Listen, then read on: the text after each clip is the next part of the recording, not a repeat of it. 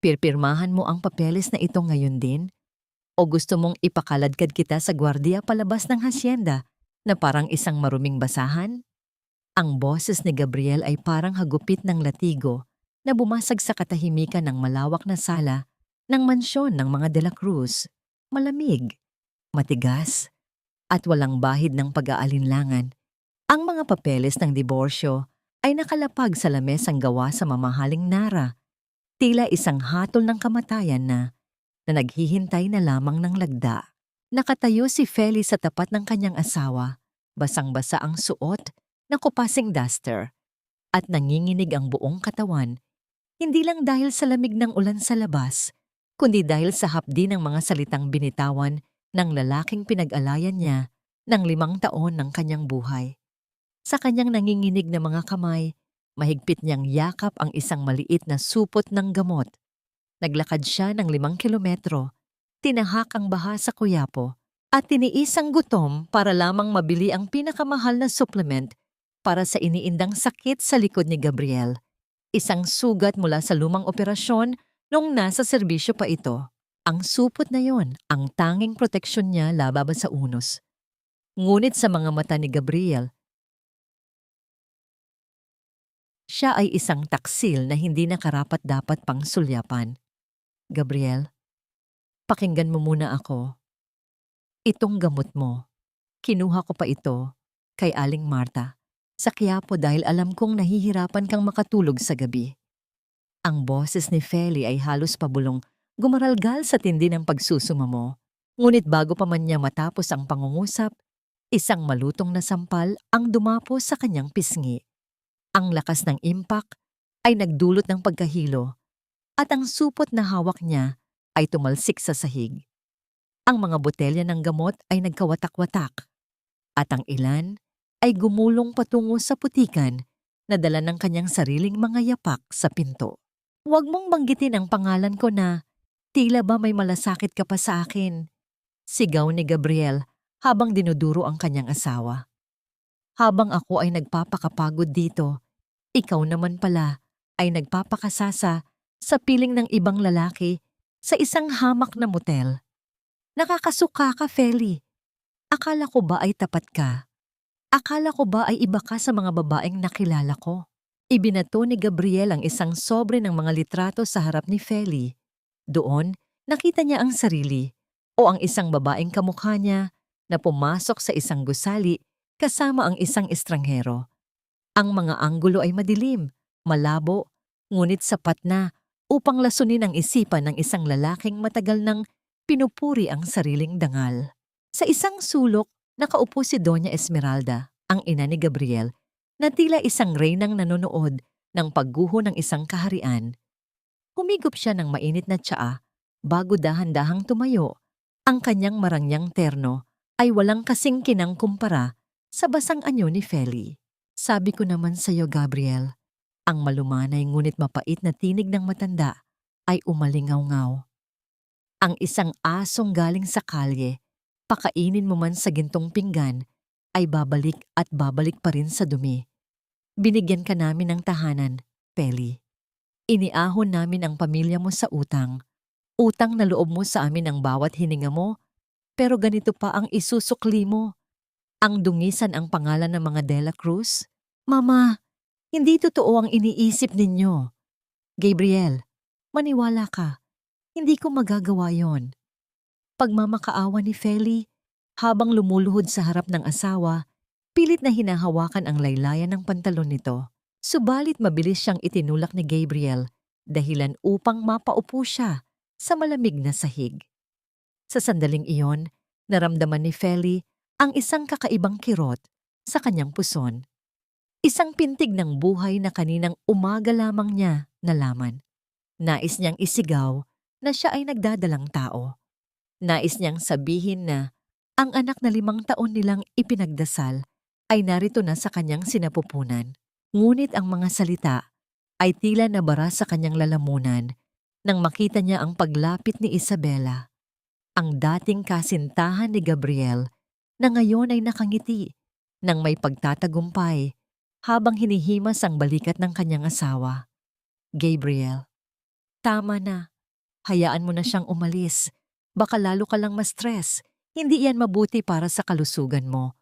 Malambing na wika ni Isabela. Habang ang mga mata nito ay nagliliyab sa tuwa habang nakatingin sa kaawa-awang kalagayan ni Feli. Dinampot ni Gabriel ang mga papeles at muling ibinato sa tapat ni Feli. Pirirmahan mo ito o hahayaan ko ang mga abogado ko na ubusin ang anuman ang natitira sa pamilya mo. Wala kang makukuha kahit isang kusing. Lumabas ka sa pamamahay na ito na wala ni isang gamit na galing sa pera ko. Sa loob ng dibdib ni Feli, may kung anong bahagi ng kanyang pagkatao ang tuluyang nadurog. Ang bawat sakripisyo, ang bawat gabing puyat sa pag-aalaga kay Gabriel noong ito ay may sakit, at ang bawat pangungutya na tinalikuran niya para sa pag-ibig, lahat ay tila naging abo sa harap ng puot ng lalaking pinakamahal niya. Ang kanyang lalamunan ay nanunuyo, at ang kanyang mga mata ay hindi na makapaglabas ng luha dahil sa sobrang sakit. Dahan-dahan, sa gitna ng kanyang panginginig, dinampot niya ang panulat. Sa bawat kurit ng tinta sa papel, tila hinihiwa rin ang kanyang puso. Nang matapos ang huling letra ng kanyang pangalan, binitiwan niya ang panulat at tumingin nang diretso sa mga mata ni Gabriel. Wala nang takot sa kanyang mga mata, tanging isang malalim at madilim na kawalan. Tumayo si Feli ng dahan-dahan, hindi iniinda ang hapdi sa kanyang pisngi o ang lamig na unti-unting pumapasok sa kanyang mga buto. Hindi niya kinuha ang supot ng gamot na nasa putikan. Hindi rin siya kumuha ng anumang balabal. Tinalikuran niya ang marangyang sala, ang mga naglalakihang chandelier, at ang mga taong tila mga buwayang naghihintay sa kanyang pagbagsak. Paglabas niya ng mansyon, sinalubong siya ng malakas na ihip ng hangin at ang hagupit ng ulan na tila nakikiramay sa kanyang pagdadalamhati. Ang bawat patak ng tubig sa kanyang mukha ay hindi na niya malaman kung galing sa langit o sa sarili niyang mga mata. Sa gitna ng kadiliman ng gabi, habang ang kidlat ay gumuguhit sa langit, huminto si Feli sa tapat ng malaking gate na bakal na dahan-dahang nagsasara. Hinawakan niya ang kanyang tiyan, ang tanging kayamanan na natitira sa kanya. Bakit ang pag-ibig na nagbigay sa akin ng buhay ang siya ring kukuha ng lahat mula sa akin?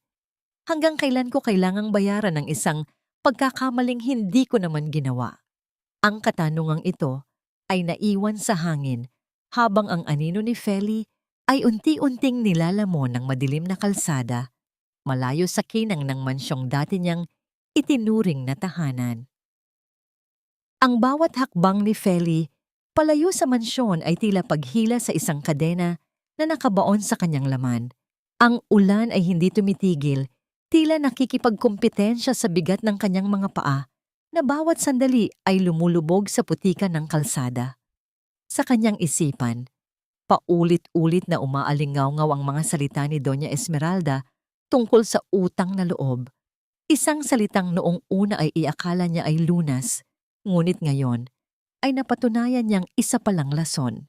Tila bumabalik ang kanyang gunita sa 10 taon na ang nakalilipas sa amoy ng gamot at kamatayan sa loob ng isang pampublikong ospital. Noon, ang kanyang ama ay nakahiga sa isang manipis na kutsyon, hirap huminga at naghihintay na lamang ng huling sandali dahil sa kawalan ng pera para sa operasyon. Sa gitna ng kawalan ng pag-asa, dumating ang pamilya de la Cruz na tila mga anghel mula sa langit. Binayaran nila ang lahat ng bayarin, dinala ang kanyang ama sa pinakamagandang kwarto at binigyan sila ng pag-asang mabuhay. Ngunit ang lahat ng iyon ay may kapalit. Natatandaan pa ni Feli ang malamig na tingin ni Doña Esmeralda habang hinahawakan ang kanyang kamay noon. Feli, iniligtas ko ang buhay ng ama mo. Wika ng matanda sa isang tinig na walang emosyon. Ngayon, ang buhay mo naman ang pag-aari ko. Ikaw ang magiging kabiyak ng aking anak at gagawin mo ang lahat upang pagsilbihan ang aming pangalan. Ang akala ni Feli ay pag-ibig ang nagdala sa kanya sa altar kasama si Gabriel, ngunit sa bawat taon na lumipas, Naramdaman niyang siya ay isa lamang bayad sa lapi. Isang kasangkapang ginamit upang busugin ang ego ng isang pamilyang mapagmataas. Ang utang na loob na yon ang naging tanikala na nagpatahimik sa kanya sa bawat pang-aapi, sa bawat gabing pinagmumukha siyang katulong sa sarili niyang tahanan. Ngayong gabi, ang tanikalang iyon ay naputol. Ngunit ang mga sugat na iniwan nito ay sariwa pa at dumudugo. Nagpatuloy sa paglalakad si Feli hanggang sa makarating siya sa tapat ng isang maliit na bahay sa dulo ng kalsada, ang bahay ng kanyang tiyaising, ang tanging kamag-anak na natitira sa kanya. Sa gitna ng panginginig, kumatok siya sa pintong gawa sa pinagtagpi-tagping kahoy. Ang bawat katok ay may kasamang panalangin na sana ay may pusong magbukas para sa kanya. Tia Ising! Tia! Si Feli po ito. Pagmamakaawa niya habang ang tubig ulan ay pumapasok sa kanyang mga mata. Bumukas ang isang maliit na bintana. Ang mukha ni Tia Ising ay sumilip, ngunit imbes na habag, takot ang rumehistro sa mga mata nito nang makita ang anyo ng pamangkin. Feli, anong ginagawa mo rito? Balita ko ay pinalayas ka ng mga De La Cruz dahil sa kataksilan mo? Hindi po totoo yon, Tia. Pinagbintangan lang po ako. Wala akong matuluyan. Parang awa niyo na po. Kahit ngayong gabi lang. Naku, Feli, huwag kang lumapit dito. Alam mo namang ang asawa ko ay nagtatrabaho sa munisipyo na kontrolado ng mga De La Cruz. Kapag nalaman nilang pinatira kita rito, baka mawalan kami ng kabuhayan. Umalis ka na. Parang awa mo na. Huwag mo kaming idamay sa gulo mo. Kasunod ng mga salitang yon ay ang marahas na pagsasara ng bintana. Ang tunog ng trangka ay tila isang pako na bumaon sa huling pag-asa ni Feli. Ang mga kapitbahay na dati ay ngumingiti sa kanya tuwing dumadaan ang sasakyan ng mga De La Cruz ay ngayon ay nakasara ang mga pinto at bintana. Tila ayaw madapuan ng malas na dala ng isang babaeng itinakwil ng kapangyarihan. Nagpatuloy sa paglalakad si Feli. Ang kanyang mga kamay ay protektadong nakayakap sa kanyang tiyan. Ang gutom ay nagsisimulang humukay sa kanyang sikmura at ang bawat hininga niya ay nagiging mahirap dahil sa namumuong sipon at lagnat. Ang kinang ng syudad ay tila naglalaho, napapalitan ng amoy ng nabulok na basura at burak habang papalapit siya sa gilid ng ilog Pasig. Ang ilog ay tila isang dambuhalang ahas na maitim, umaagos ng mabilis sa gitna ng kadiliman. Doon, sa gilid ng estero, ang mga barong-barong ay nakatayo, nang tila mga kalansay sa ilalim ng ulan. Wala siyang pera, wala siyang saplot na tuyo, at ang kanyang katawan ay unti-unti nang bumibigay sa tindi ng pagod at emosyonal na pagdurusa. Huminto siya sa gilid ng tulay, nakatingin sa malabong refleksyon ng mga ilaw sa tubig. Ang kanyang paningin ay nagsisimulang maging doble. Ang bawat pintig ng kanyang puso ay tila isang tambol na nagpapamukha sa kanya ng kanyang kabiguan. Diyos ko, kung ito na po ang dulo, huwag niyo po sanang pabayaan ang anak ko. Ang huling pagsusumamo na lumabas sa kanyang mga labi. Naramdaman ni Feli ang unti-unting paglamig ng kanyang mga dulo ng daliri. Ang ingay ng ulan ay naging isang malabong bulong na lamang. Ang kanyang mga tuhod ay nawalan ng lakas at dahan-dahan, ang kanyang katawan ay bumagsak sa madulas at mabuhanging gilid ng ilog. Ang huling nakita niya ay ang anino ng isang matandang babaeng may bitbit na lampara bago tuluyang lamunin ng kadiliman ang kanyang kamalayan. Ang bawat pagmulat ng mga mata ni Feli ay tila paghatak sa isang mabigat na kurtina ng kadiliman. Hindi ang amoy ng mamahaling pabango ni Gabriel ang sumalubong sa kanya, kundi ang masangsang na timpla ng amoy ng tuyo, usok ng kahoy at ang alat ng hangin mula sa ilog Pasig. Ang kisaming gawa sa pinagtagpi-tagping yero at karton ay may mga butas na tila maliliit na mata na nakatingin sa kanyang kalagayan. Naramdaman niya ang isang malamig na bimpo na dumampi sa kanyang noo. Sa tabi ng kanyang higaan na yari, sa manipis na banig, nakaupo ang isang matandang babae na ang muka ay tila isang mapa ng mahabang panahon ng paghihirap. Ang kanyang mga kamay, bagamat magaspang at may mga bakas ng kalyo, ay may taglay na lambot na matagal nang hindi naramdaman ni Feli sa loob ng mansyon ng mga De La Cruz. Gising ka na pala, iha. Huwag kang biglang babangon, baka magdilim muli ang paningin mo.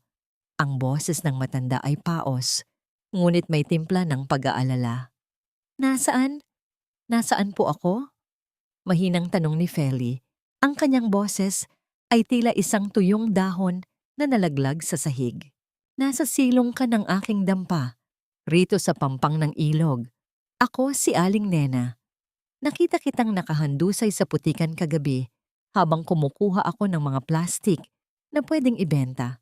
Akala ko nga ay isa ka ng malamig na bangkay, pero salamat sa Diyos at may init pa ang iyong balat. Pinilit ni Feli na umupo. Ngunit ang kirot sa kanyang katawan ay tila mga karayom na sabay-sabay na tumutusok sa kanyang mga kalamnan. Tumingin siya sa kanyang sarili. Ang kanyang duster ay tuyo na, ngunit puno pa rin ng mantsa ng putik. Naalala niya ang lahat, ang sampal, ang mga litrato, ang ulan, at ang pagtataboy ng sarili niyang kadugo.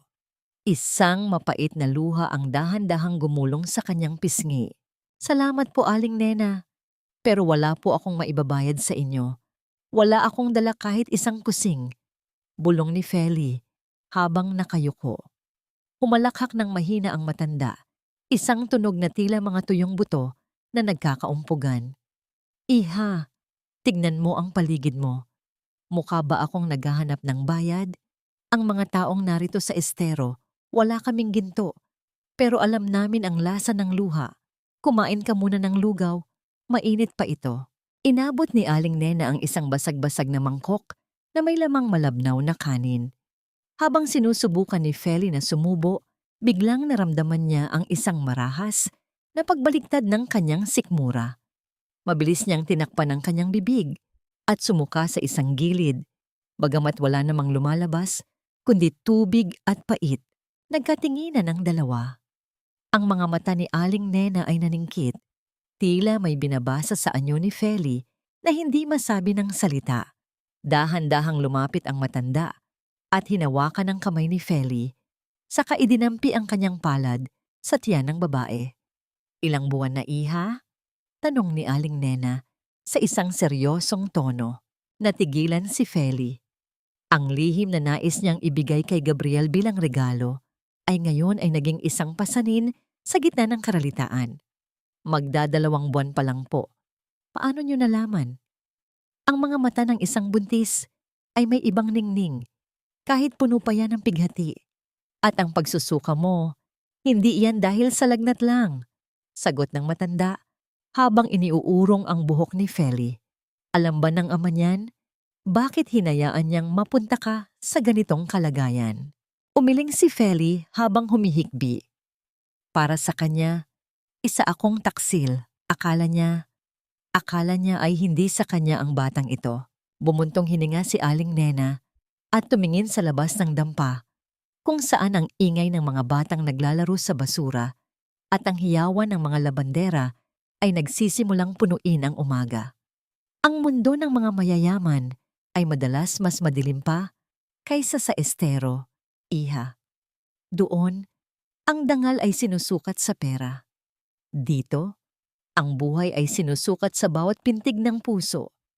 Huwag kang mag-alala. Hanggat may kakanin akong naibebenta, hindi kayo magugutom ng anak mo. Sa unang pagkakataon, matapos ang mahabang panahon, nakaramdam si Feli ng isang tunay na init. Hindi ito ang init ng marangyang tsiminea sa mansyon, kundi ang init ng pagtanggap ng isang estranghero. Ngunit ang kapayapaang iyon ay agad na nabulabog. Mula sa labas, narinig nila ang marahas na yabag ng mga sapatos na gawa sa balat. Isang tunog na hindi nababagay sa malambot na lupa ng estero. Isang lalaking may malaking katawan at may bitbit na listahan ang sumipa sa pintong yari sa plywood. Nena, nasaan ang hulog mo para sa pwesto? At balita ko, may pinatira kang pulubi rito? Alam mo namang bawal ang basta-bastang nagpapatuloy dito nang walang pahintulot ni boss. Napaatras si Feli sa sulok. Mabilis niyang niyakap ang kanyang tiyan, habang ang takot ay muling gumapang sa kanyang dibdib. Ang lalaki ay lumingon sa kanya.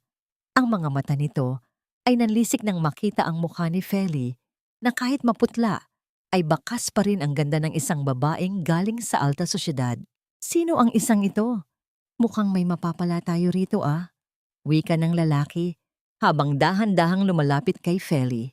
Hinarang ni Aling Nena ang kanyang sarili sa pagitan ng lalaki at ni Feli. Ang kanyang maliit at hukot na katawan ay tila naging isang matibay na pader sa harap ng bastos na presensya ni Gardo. Hawak ng matanda ang isang sandok na gawa sa baon ng niyog. Ang kanyang mga mata ay hindi kakikitaan ng takot. Kahit na ang lalaki sa harap niya ay doble ang laki sa kanya. Gardo, huwag mong subukan ang pasensya ko. Ang boses ni Aling Nena ay mababa, ngunit puno ng awtoridad. Ang babaeng ito ay aking pamangkin at tungkol sa hulog ko, alam mong bukas pa ang koleksyon. Umalis ka na bago ko patawagin ang mga tanod at ang buong barangay para ipaalala sa iyo kung kaninong teritoryo itong tinatapakan mo. Nagpakawala ng isang mapang-uyam na tawa si Gardo, ngunit bahagyang umatras. Alam niya na ang mga tao sa estero ay may sariling batas, isang batas ng pagkakaisa na mahirap buwagin. Swerte mo ngayon, Nena, pero babalik ako bukas. Siguraduhin mong may pera ka at ang magandang pamangkin mo ay dapat matutong bumati ng maayos sa susunod. Nang makaalis ang lalaki, binitiwan ni Aling Nena ang sandok at dahan-dahang naupo sa sahig. Doon lamang napansin ni Feli ang panginginig ng mga kamay ng matanda. Ang tapang na ipinakita nito ay isang baluti lamang upang protektahan siya. Aling Nena, patawad po. Nagdadala lang ako ng gulo sa inyo. Hikbi ni Feli habang sinusubukang tulungan ng matanda. Aalis na lang po ako. Hindi ko kayang makita na napapahamak kayo dahil sa akin. Hinawakan ni Aling Nena ang mga kamay ni Feli ng mahigpit. Iha, saan ka pupunta? Sa kalsada, sa ilalim ng tulay. Doon ay mas maraming gardo na naghihintay. Ang buhay ay hindi tinatakbuhan, Feli. Ang buhay ay nilalabanan. Kung gusto mong bumawi sa akin, tulungan mo ako sa paggawa ng kakanin. Ang malagkit na bigas ay kailangang bayuhin ng husto para maging masarap. Parang tayo, kailangang masaktan para maging matatag. Mula sa araw na yon, nagsimula ang bagong buhay ni Feli. Sa bawat madaling araw, habang ang buong mundo ay natutulog pa, ang usok mula sa uling ay nagsisimula nang sumayaw sa loob ng kanilang maliit na dampa. Natutunan ni Feli ang sining ng paghahalo ng gata, ang tamang pag-init ng dahon ng saging, at ang pasensya sa paghihintay na maluto ang bibingka at puto-bumbong. Ang bawat patak ng pawis ni Feli ay tila naghuhugas sa sakit ng kanyang nakaraan. Ang kanyang mga kamay na dati ay malalambot at laging may manicure ay ngayon ay magagaspang na at may mga bakas ng uling. Ngunit sa unang pagkakataon, naramdaman niya na ang bawat butil ng kanin na kanyang kinakain ay galing sa sarili niyang pagsisikap.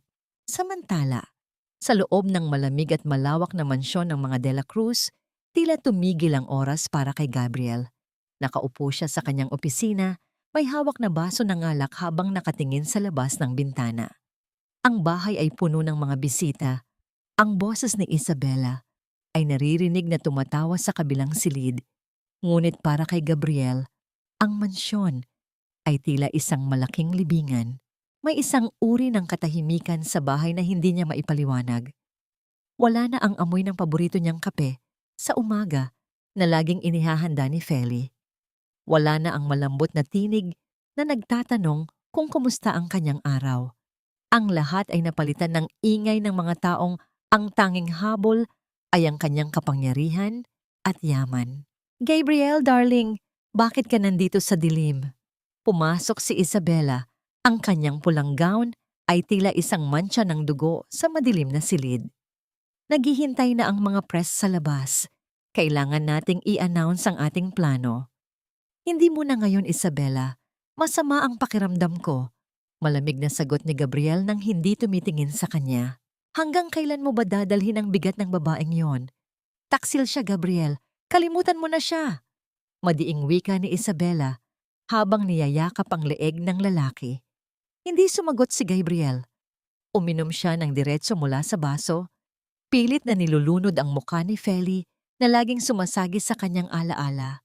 Ang mukha nito, noong gabing pinalayas niya ito, puno ng ulan at hindi maipaliwanag na sakit.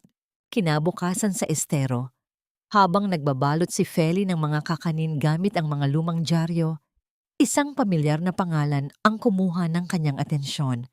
Ang kanyang puso ay tila tumigil sa pagtibok nang mabasa ang malaking headline sa entertainment section. May kalakip na larawan ni Gabriel at Isabela na masayang nagtataas ng baso ng champagne. Ang caption ay tila isang kutsilyong dahan-dahang ibinaon sa kanyang dibdib. The Grand Engagement, Major Gabriel de la Cruz and Heiress Isabela Valderrama to wed next month. Nabitawan ni Feli ang hawak na dahon ng saging. Ang kanyang paningin ay naglabo dahil sa luhang pilit niyang pinipigilan. Habang siya ay nakikipaglaban sa dumi at gutom upang mabuhay ang kanilang anak, ang lalaking nangako ng habambuhay ay handa na palang palitan siya ng tuluyan. Feli, iha, anong nangyari? Tanong ni Aling Nena nang makitang tulala ang dalaga. Hindi nakasagot si Feli. Ang tanging nagawa niya ay hawakan ang kanyang tiyan na ngayon ay bahagya ng kumukitit. Doon niya naramdaman ang isang kakaibang pintig, hindi lang pintig ng buhay, kundi pintig ng isang matinding determinasyon. Hindi na ako iiyak para sa kanya, Aling Nena. Bulong ni Feli, ang kanyang tinig ay wala ng bakas ng kahinaan. Dahil ang anak ko, hindi kailanman magiging bahagi ng mundong mapanira. Ngunit sa gitna ng kanyang panunumpa, isang itim na sasakyan ang dahan-dahang huminto sa bukana ng estero at isang pamilyar na mukha ang sumilip mula sa bintana nito, tila may hinahanap sa gitna ng karamihan. Ang bawat silid sa loob ng pribadong klinika ni Dr. Mendoza ay tila may dalang bigat na hindi kayang pag-aanin ng malalamig na aircon at mamahaling kagamitan. Sa labas ng pintuan, nakaupo si Gabriel. Ang kanyang likod ay lapat sa sandalan ng upuang balat, habang ang kanyang mga daliri ay hindi mapakaling pinaglalaruan ang kanyang wedding ring.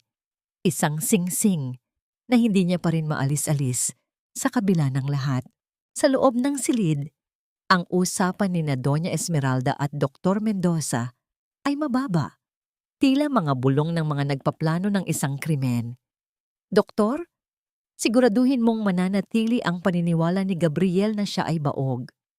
Ang boses ni Doña Esmeralda ay parang talim ng kutsilyo na humihiwa sa katahimikan.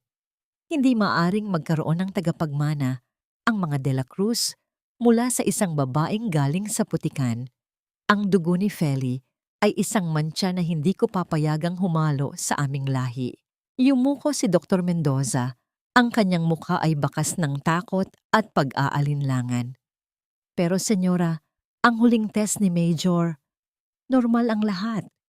Kung malalaman niya ang totoo, na ang mga bitamina na ibinibigay ko sa kanya ay pampahina lamang ng kanyang sperm count para magmukhang baog siya, baka masira ang lisensya ko. Huwag kang mag-alala sa lisensya mo, Mendoza.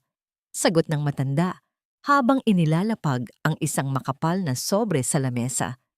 Ang pera ay kayang bumili ng katotohanan, pero ang kahihiyan ay walang katumbas na halaga. Gawin mo ang trabaho mo at siguraduhin mong ang susunod na test ay magpapatunay na wala siyang kakayahang makabuo ng anak. Lumabas ang matanda mula sa silid na may bakas ng tagumpay sa kanyang mga labi. Pagkakita niya kay Gabriel, agad na nagbago ang kanyang anyo Naging isang mapagmahal at nag-aalalang ina. Anong sabi ng doktor, ma?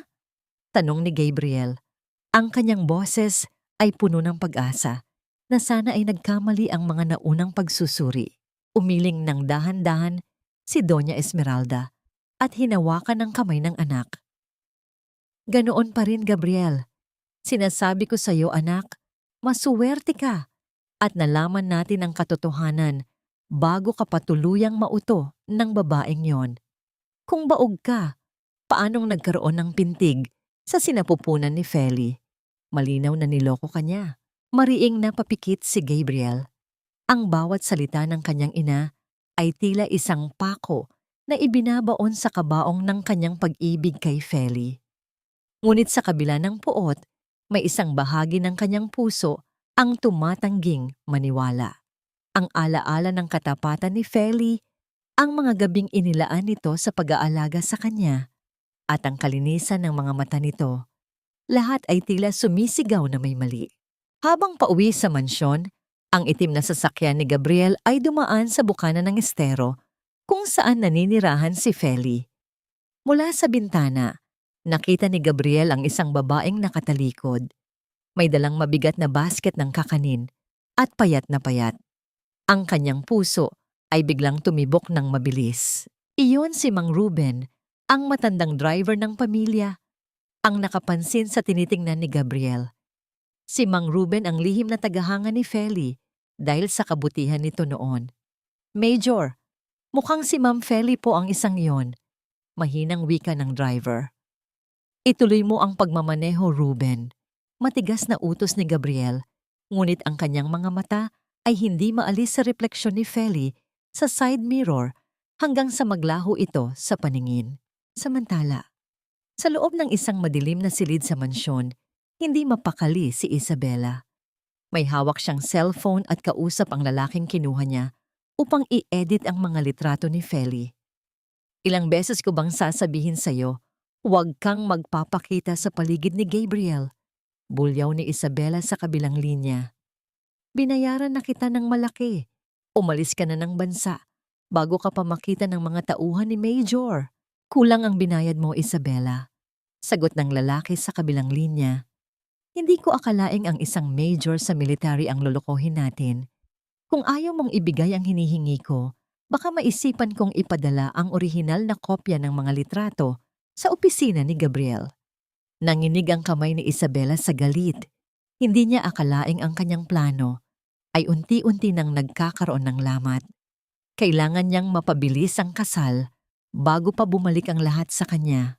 Kinagabihan, habang nag-iisa sa kanyang library, dumaan si Gabriel sa mga lumang gamit ni Feli na hindi pa naipapamigay. Nakakita siya ng isang lumang libro ng mga panalangin. Habang binubuklat ito, may nalaglag na isang tuyong bulaklak at isang maliit na papel. Ang papel ay isang lumang reseta mula sa ibang doktor. Ilang taon na ang nakalilipas.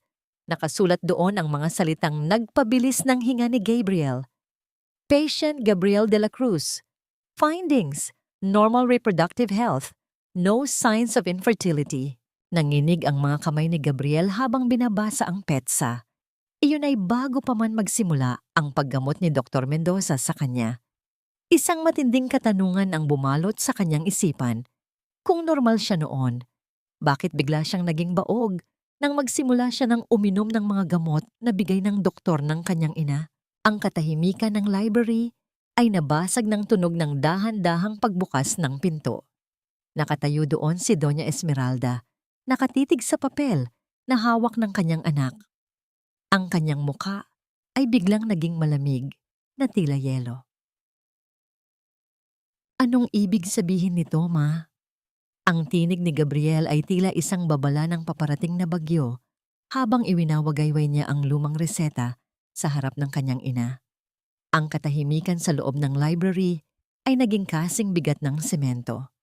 Ang mga mata ni Gabriel, na dati ay puno ng pagsunod, ngayon ay naghahanap ng kasagutan na matagal nang ipinagkait sa kanya. Hindi man lang kumurap si Doña Esmeralda. Dahan-dahan niyang inilapag ang kanyang baso ng tsa at isang mapait na ngiti ang sumilip sa kanyang mga labi. Isang nangiting madalas niyang gamitin kapag alam niyang kailangan niyang manipulahin ang katotohanan. Gabriel, anak, ang papel na yan ay mula noong bago ka pa maaksidente sa operasyon mo sa Jolo. Mahinahon niyang sagot. Ang boses ay tila isang mapagkandiling ina, ngunit may lason sa bawat salita. Hindi mo ba natatandaan? Ang matinding tama ng bala sa iyong likuran ang nagdulot ng komplikasyon sa iyong katawan. Iyan ang dahilan kung bakit kita dinala kay Dr. Mendoza. Sinubukan nating isalba ang kakakayahan mong magkaanak, pero nabigo tayo. Huwag mong hayaan na ang isang lumang papel ay muling magbukas ng sugat na matagal na nating tinanggap. Pero ma, bakit parang minadali nating itaboy si Feli nang malaman nating buntis siya? Kung may katiting na pagkakataon na akin ang batang yon. Wala! Putol ni Doña Esmeralda. Ang kanyang tinig ay tumaas ng bahagya. Nakita mo ang mga litrato, Gabriel. Nakita mo ang ebidensya ng kanyang pagtataksil. Huwag mong gawing dahilan ang iyong pangungulila para maging bulag muli. Ang babaeng yon ay tapos na sa buhay natin. Pinunit ng matanda ang reseta at itinapon sa basurahan. Tinalikuran niya ang kanyang anak, ngunit bago lumabas ng pinto, iniwan niya ang isang pangungusap na tila isang sumpa. Kung itutuloy mo ang paghahanap sa multo ng nakaraan, Gabriel, baka ang mahanap mo ay ang sarili mong pagkawasak. Samantala, sa labas ng isang marangyang subdivision, nakatayo si Feli bitbit ang dalawang malalaking basket ng kakanin. Ang kanyang tiyan ay kapansin-pansin na ang paglaki sa ilalim ng maluwag na duster. Ang init ng sikat ng araw ay tila humihigop sa huli niyang lakas, ngunit kailangan niyang maibenta ang lahat ng ito para sa pambayad sa check-up niya sa susunod na linggo. Kakanin po, bibingka at puto bumbong. Ang kanyang sigaw ay paos, ngunit puno ng determinasyon. Isang itim na sasakyan ang dahan-dahang lumabas mula sa gate ng subdivision. Iyon ang sasakyan ni Gabriel. Habang naghihintay na bumukas ang harang, napatingin si Gabriel sa gilid ng kalsada. Nakita niya ang isang babaeng nakayuko. Pinupunasan ang pawis sa noo gamit ang isang lumang panyo habang pilit na binubuhat ang mabigat na basket. Ang kanyang puso ay tila piniga. May kung anong pamilyar sa bawat kilos ng babaeng iyon. Ang paraan ng pag-aayos nito ng buhok, ang tindig na tila laging pasan ng daigdig. Ngunit bago pa man niya tuluyang mamukhaan ng babae, mabilis itong tumalikod upang iwasan ang usok ng sasakyan. Para po! Sigaw ng isang katulong mula sa kabilang bahay at mabilis na naglakad si Feli patungo roon, nawala sa paningin ni Gabriel sa likod ng malalaking pader ng subdivision. Major, mukhang kailangan nating bilisan. Baka mahuli tayo sa meeting ninyo sa kampo. Paalala ni Mang Ruben. Sige, ituloy mo lang, bulong ni Gabriel, ngunit ang kanyang mga mata ay nanatiling nakatitig sa side mirror, tila naghahanap ng isang aninong ayaw nang magpakita. Sa kabilang banda, si Isabela ay abala sa pakikipag-usap sa isang pribadong investigador sa loob ng isang madilim na restaurant. Inilapag niya ang isang makapal na sobre ng pera sa lamesa. Gusto kong malaman kung nasaan si Feli ngayon. Utos ni Isabela, ang kanyang mga kuko ay mariing nakabaon sa lamesa. At siguraduhin mong hindi siya makakalapit muli kay Gabriel. Kung kailangang takutin siya o palayasin sa kung saan man siya nagtatago, gawin mo.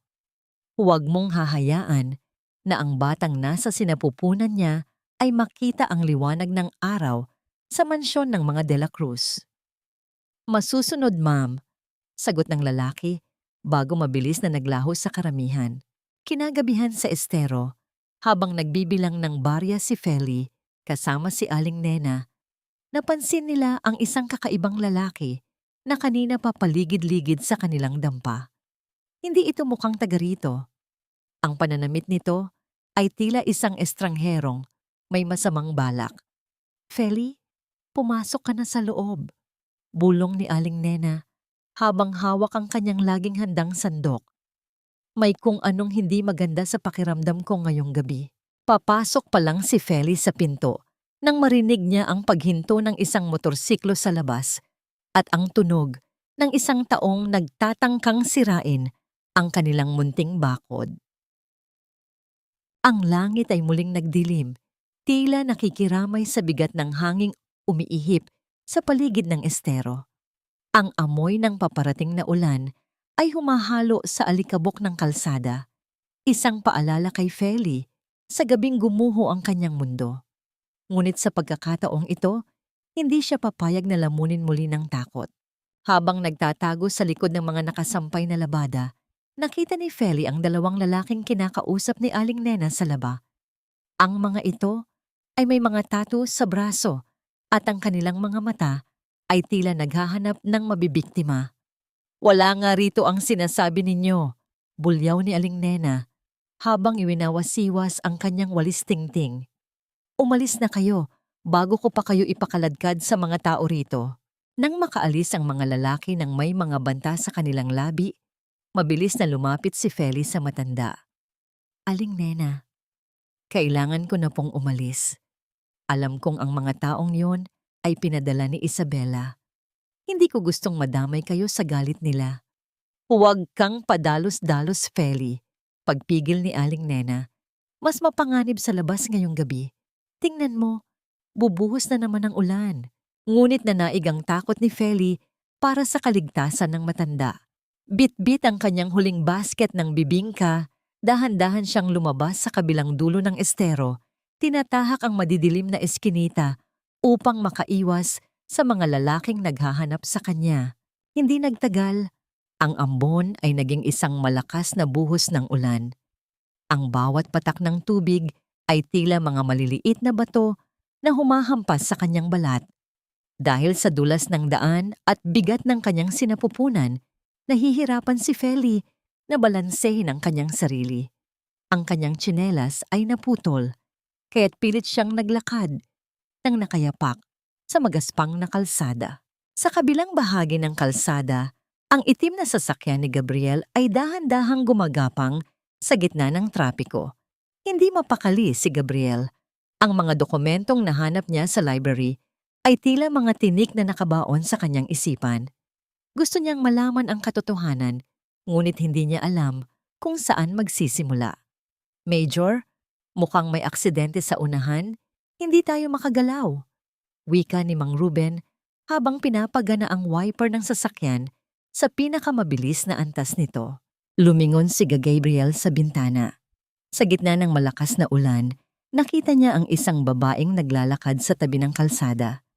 Ang babae ay nakasuot ng isang kupasing kapote na halos hindi na kayang takpan ang kanyang malaking tiyan. Hawak nito ang isang basket na nakabalot sa plastik, tila pinoprotektahan ang kanyang paninda kaysa sa sarili niyang kalusugan. Biglang tumigil ang tibok ng puso ni Gabriel nang makita ang paraan ng paghawak ng babae sa kanyang likod. Isang kilos na madalas niyang makita kay Feli noon tuwing ito ay napapagod sa paglilinis ng mansyon. Ruben, ihinto mo ang sasakyan. Utos ni Gabriel, ang kanyang boses ay nanginginig sa kaba. Pero Major, baha na rito.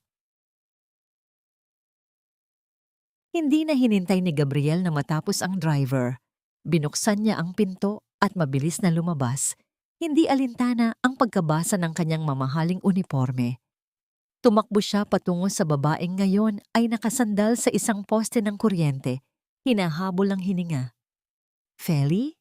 Tawag ni Gabriel. Ang boses niya ay halos malunod sa ingay ng ulan. Dahan-dahang lumingon ang babae. Ang kanyang mukha ay maputla. Ang mga labi ay nanginginig sa lamig. At ang kanyang buhok ay nakadikit sa kanyang pisngi dahil sa basa.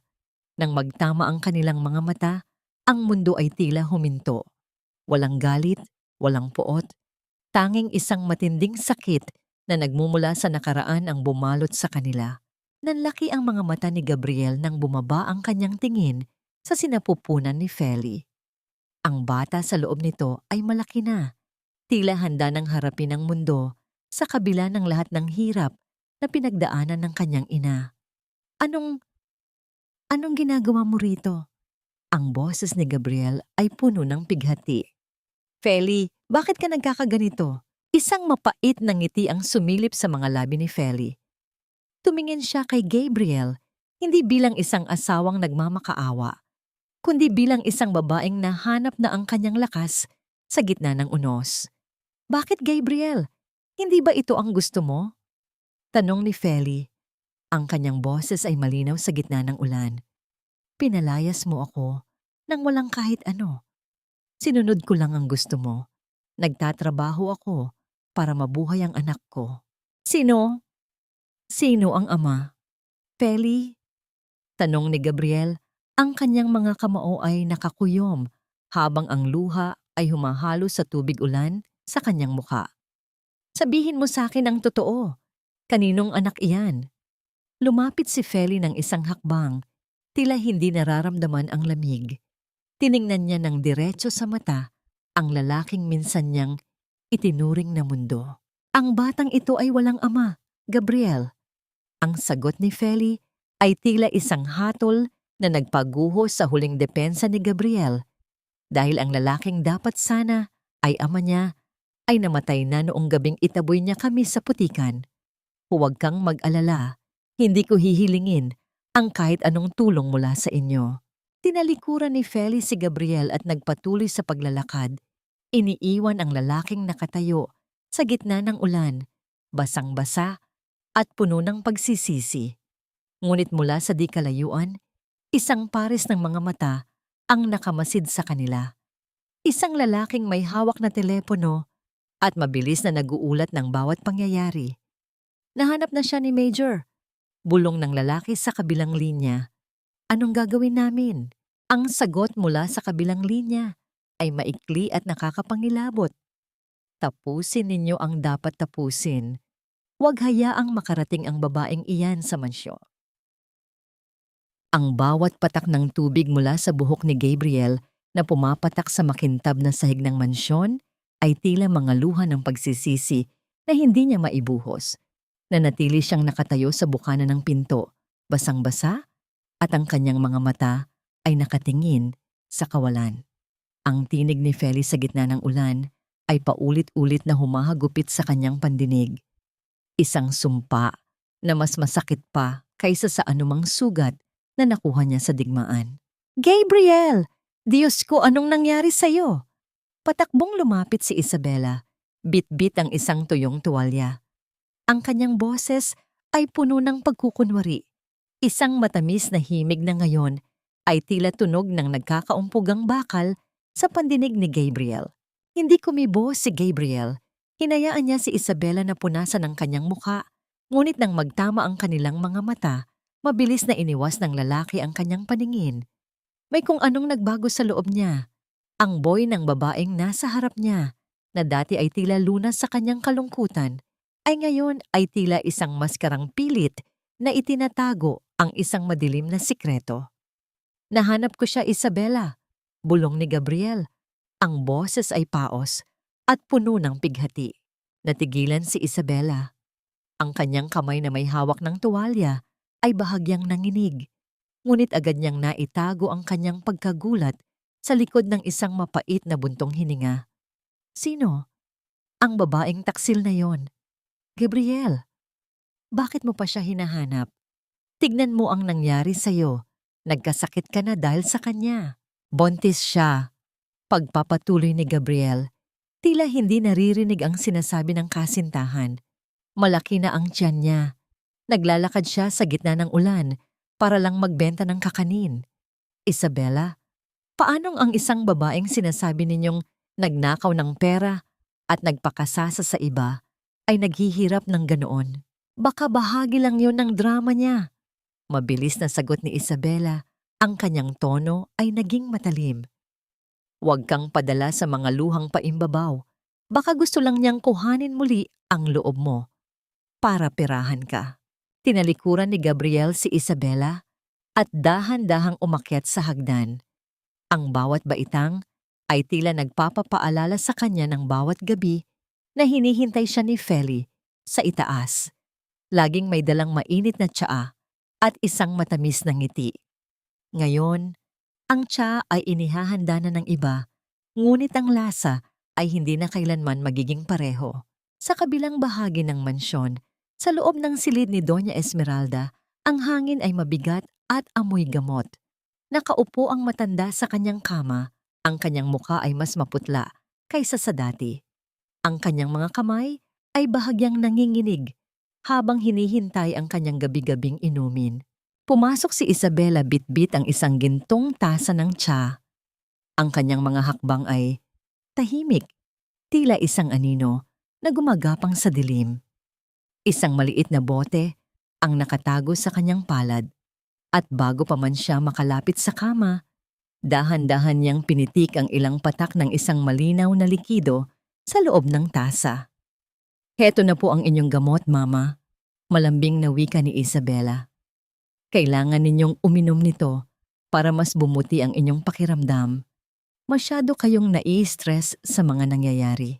Kinuha ni Doña Esmeralda ang tasa.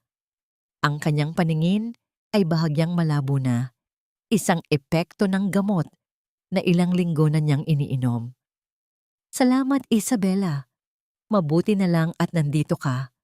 Kung hindi dahil sa'yo, baka tuluyan na akong pinabayaan ni Gabriel dahil sa babaeng iyon." Habang iniinom ng matanda ang laso na nakatago sa gintong tasa, isang mapanuring ngiti ang sumilip sa mga labi ni Isabela. Sa kanyang isip, binibilang na niya ang mga araw bago maging sa kanya ang lahat ng kayamanan ng mga De la Cruz. Ang matandang reyna ay kailangang dahan-dahang mawala sa eksena at ang tanging hadlang na si Feli ay kailangang tuluyang mabura. Samantala, sa isang maliit at madilim na kwarto sa ilalim ng isang lumang tulay, nakaupo si Feli kasama ang isang babaeng may malalim na sugat sa damdamin, si Aling Martha, ang dating punong katulong sa mansyon na tinanggal ni Doña Esmeralda matapos palayasin si Feli. Nanginginig ang mga kamay ni Aling Martha habang hinahawakan ang malamig na kamay ni Feli. "Iha, patawarin mo ako kung ngayon ko lang nasabi ang lahat. Natakot ako noon dahil baka ipapatay ako ni Doña Esmeralda." "Anong ibig ninyong sabihin, Aling Martha?" tanong ni Feli. Ang kanyang puso ay nagsisimulang tumibok ng mabilis. "Noong gabing iyon, bago ka dumating mula sa Quiapo, nakita ko si Isabela sa library ni Major. May kasama siyang isang lalaki na may hawak na kamera. Narinig ko silang nagtatawanan habang pinag-uusapan ang mga litrato na niluto nila. At ang tungkol sa pagiging baog ni Major, narinig ko si Doña Esmeralda na kausap si Dr. Mendoza. Sila ang nagplano ng lahat, Feli. Binigyan nila si Major ng gamot na pampahina ng katawan para maniwala siyang wala na siyang kakayahang magkaanak." Ang bawat salita ni Aling Martha ay tila isang kidlat na nagliwanag sa madilim na mundo ni Feli. Ang sakit na nararamdaman niya ay napalitan ng isang nagbabagang galit. Isang galit ng isang ina na ang tanging kasalanan ay magmahal ng tapat. "Hindi lang ang dangal ko ang ninakaw nila, Aling Martha." Bulong ni Feli, ang kanyang boses ay puno ng puot. "Ninakaw din nila ang ama ng anak ko. Pinaniwala nila ang asawa ko sa isang malaking kasinungalingan." Tumayo si Feli, hindi na iniinda ang panghihina ng kanyang katawan. Tumingin siya sa malayo kung saan ang mansyon ng mga De la Cruz ay nakatayo nang mapagmataas sa gitna ng kadiliman. "Kung laso ang ibinibigay nila sa pamilya ko, katotohanan ang ibabalik ko sa kanila," panata ni Feli. Ngunit bago pa man siya makahakbang palabas, isang malakas na tunog ng pagbagsak ng baso ang narinig mula sa itaas ng mansyon. Kasunod ang isang hysterical na sigaw ni Isabela. "Gabriel! Si Mama! Hindi siya humihinga!" Sambarasam, ang katotohanan ay tila isang malalim na sugat, masakit buksan, ngunit kailangang linisin upang tuluyang gumaling. Sa loob ng maliit at masikip na silid ni Aling Martha, ang bawat salita ng matanda ay tila mga hampas ng martilyo na nagpapaguho sa pader ng kasinungalingan na nagkulong kay Feli sa loob ng maraming buwan. Nakatitig si Feli sa malabong liwanag ng isang kandila sa gitna ng mesa. Ang kanyang mga kamay ay nakapatong sa kanyang malaking tiyan, tila ba pinoprotektahan ang kanyang anak mula sa maruming katotohanan na ngayon ay nabubunyag. Bakit, Aling Martha? Bakit nila nagawa iyon? Ang tanong ni Feli. Ang boses ay puno ng pait at hindi maipaliwanag na pagkamangha sa kasamaan ng tao. Naging tapat ako sa kanila. Itinuring ko silang higit pa sa sarili kong pamilya. Bumuntong hininga si Aling Martha. Ang kanyang mga mata ay puno ng pagsisisi. Dahil sa takot, Feli, takot si Doña Esmeralda na ang isang gaya mo, isang anak pawis, ang magdadala ng susunod na henerasyon ng mga De la Cruz. At si Isabela, ang ambisyon ng babaeng iyon ay walang hanggan. Noong gabing iyon, narinig ko silang nag-uusap sa garden. May hawak na recorder si Isabela. Pinag-uusapan nila kung paano babayaran ang photographer na si Benjo para i-edit ang mga litrato mo. Benjo? Pag-uulit ni Feli. Tila itinatanim ang pangalang yon sa kanyang memorya. Oo, ang photographer na laging kinukuha ni Isabela para sa kanyang mga events. Alam ko kung saan siya matatagpuan, Feli. May isang maliit na studio siya sa may kanto ng avenida. Doon nila ginawa ang lahat ng manipulasyon sa mga litrato mo. Habang nag-uusap ang dalawa, sa labas ng bintana ay may isang anino na kanina pa nakikinig. Isang lalaking nakasuot ng itim na jacket. Ang kanyang mukha ay natatakpan ng sombrero. Mabilis siyang bumaba mula sa kakahuyan at kinuha ang kanyang radyo. Nalaman na nila ang tungkol kay Benjo. Anong gagawin namin? Ang sagot sa kabilang linya ay malamig at mabilis. Huwag hayaang makarating ang babaeng iyon kay Benjo. Gawin niyo ang lahat para patahimikin ang photographer bago sila makarating doon. Samantala, sa loob ng emergency room ng Makati Medical Center, ang paligid ay puno ng tensyon. Nakaupo si Gabriel sa sahig ng hallway. Ang kanyang uniforme ay gusot-gusot at may mga bakas pa rin ng tuyong putik mula sa ulan. Sa loob, ang mga doktor ay abala sa pag-revive kay Doña Esmeralda. Lumabas si Dr. Mendoza. Ang kanyang muka ay puno ng pawis at takot. Alam niya na ang kondisyon ng matanda ay hindi isang normal na atake. May mga sintomas ito ng pagkalason, ngunit hindi niya maaaring sabihin iyon dahil alam niyang siya rin ang malalagay sa panganib. Major, stable na ang senyora, pero kailangan namin siyang i-confine para sa mas malalim na pagsusuri, wika ng doktor habang iniiwas ang kanyang tingin. Salamat, Doc. Pero bakit biglang nangyari ito? Maayos naman siya kaninang umaga. Tanong ni Gabriel, ang kanyang mga mata ay mapanuri. Maaring sa stress, Major, o sa mga iniinom niyang gamot. Sagot ni Mendoza bago mabilis na tumalikod. Naglakad si Gabriel patungo sa kwarto ng kanyang ina, ngunit bago siya makapasok, narinig niya ang boses ni Isabela sa loob ng banyo ng kwarto. Tila may kausap sa telepono. Siguraduhin ninyong hindi mabubuhay ang photographer na yon. At ang babaeng yon, si Feli, huwag ninyong hahayaang makabalik sa Maynila. Ang galit na bulong ni Isabela ay narinig ni Gabriel sa likod ng pinto. Tila tumigil ang pag-ikot ng mundo para kay Gabriel. Ang bawat piraso ng puzzle ay unti-unti nang nabubuo sa kanyang isipan. Ang pagkikita nila ni Feli sa ulan, ang mga duda ni Aling Martha, ang lumang reseta, at ngayon, ang mga banta ni Isabela. Ang galit na matagal nang nakakulong sa kanyang dibdib ay biglang nag-alab. Dahan-dahan niyang pinihit ang doorknob at pumasok sa loob. Nagulat si Isabela. Mabilis niyang itinago ang telepono sa kanyang likuran at pilit ng ngumiti. Gabriel! Darling, kanina ka pa ba riyan? Hindi sumagot si Gabriel. Lumapit siya kay Isabela. Ang kanyang presensya ay tila isang dambuhalang bundok na handang gumuho sa ibabaw ng babae. Sino ang photographer na tinutukoy mo, Isabela? At bakit mo gustong patahimikin si Feli? Namutla si Isabela.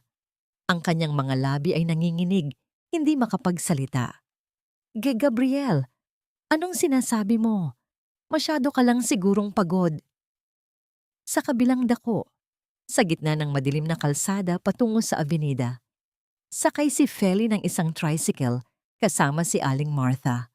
Ang bawat ikot ng gulong ay tila isang karera laban sa oras. Ramdam ni Feli ang mabilis na tibok ng kanyang puso, hindi para sa sarili, kundi para sa katarungang matagal nang ipinagkait sa kanya.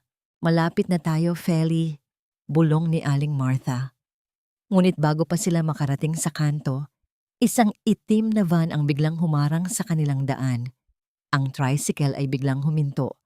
Dahilan, upang halos tumalsik ang mga sakay nito. Dalawang lalaki ang lumabas mula sa van. May hawak na mga bakal at ang kanilang mga muka ay puno ng masamang balak. Niyakap ni Feli ang kanyang tiyan ng mahigpit.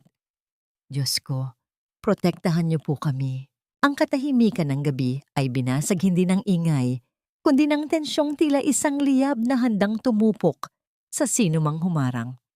Sa gitna ng madilim na kalsada, nakaharap ni Feli at Aling Martha, ang dalawang lalaking tila mga aninong galing sa impyerno. Ang ilaw mula sa poste ng kuryente ay pasulpot-sulpot, nagbibigay ng nakakatakot na anyo sa mga bakal na hawak ng mga ito. Saan kayo pupunta, mga lola? Ang boses ng isa sa mga lalaki ay puno ng pang-uuyam habang dahan-dahang lumalapit sa tricycle. Masama ang panahon. Baka mapano ang nasa loob ng tiyan mo. Niyakap ng mahigpit ni Feli ang kanyang sinapupunan. Sa sandaling iyon, ang takot na kanina ay nagpapakaba sa kanya ay napalitan ng isang kakaibang lakas. Ang lakas ng isang ina. Sino ang nagpadala sa inyo? Si Isabela ba? Imbes na sumagot, mabilis na iwinasiwas ng lalaki ang hawak na bakal. Tinatamaan ang harapan ng tricycle. Ang driver, sa sobrang takot, ay mabilis na tumalon palabas at tumakbo patungo sa dilim.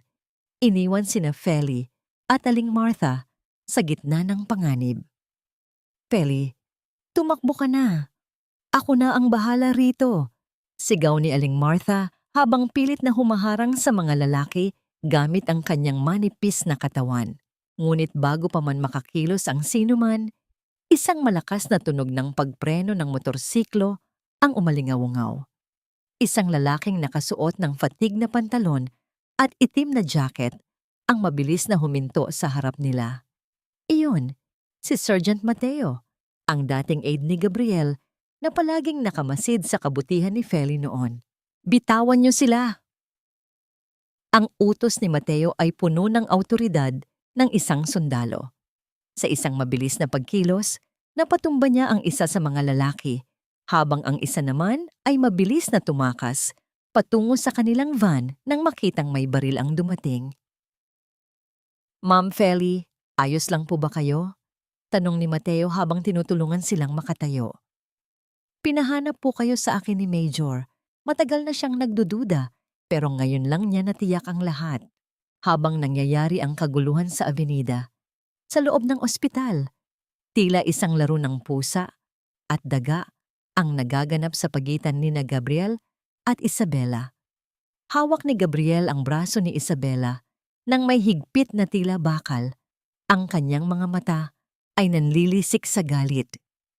Sabihin mo sa akin ang totoo, Isabela. Sino si Benjo? At bakit kailangang mamatay ang photographer na yon? Muling tanong ni Gabriel. Ang kanyang boses ay malamig at nakakapangilabot. Gabriel, nasasaktan ako. Ano bang pinagsasabi mo?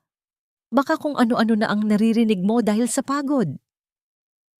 Sigaw ni Isabela pilit na kumakawala. Ngunit hindi siya binitawan ni Gabriel. Kinuha niya ang cellphone mula sa likuran ni Isabela at mabilis na tiningnan ang huling tawag. Nakita niya ang pangalang Benjo Studio sa listahan ng mga dialed numbers. Hindi na nag-atubili si Gabriel.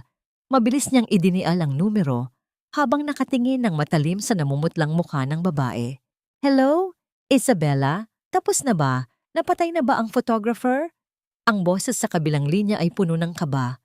Doon ay tuluyang gumuho ang mundo ni Gabriel. Ang boses na yon ay boses ni Dr. Mendoza, Ang doktor na pinagkakatiwalaan niya, ang taong kasabwat ng kanyang ina at ni Isabela sa lahat ng ito. Mendoza, si Gabriel ito. Ang boses ni Gabriel ay tila isang hatol mula sa langit. Huwag kang aalis kung nasaan ka man. Darating ako riyan. Binitawan ni Gabriel si Isabela na ngayon ay napaupo na lamang sa sahig habang humihikbi ng walang luha. Tumingin si Gabriel sa kanyang ina na nakahiga sa kama. Walang malay at biktima rin ng sariling kasamaan at ng taong akala niya ay kakampi niya. Patawad, Feli. Bulong ni Gabriel sa sarili bago mabilis na lumabas ng kwarto. Sa avenida, nakarating na sina Feli, Aling Martha at Sergeant Mateo sa harap ng studio ni Benjo. Ang lugar ay madilim at ang pintong yari sa kahoy ay bahagyang nakabukas.